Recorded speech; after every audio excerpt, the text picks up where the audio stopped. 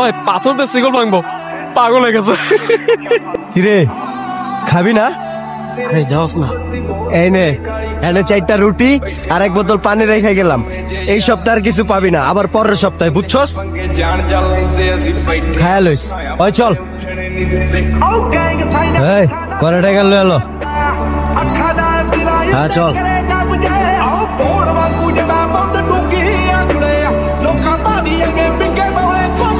হায়দারের তো আর কোনো খোঁজই পাই নাই। হঠাৎ আবার শুনছি শহরে গিয়া সুন্দরী একটা মাইয়া বিয়া করছে। মাইয়া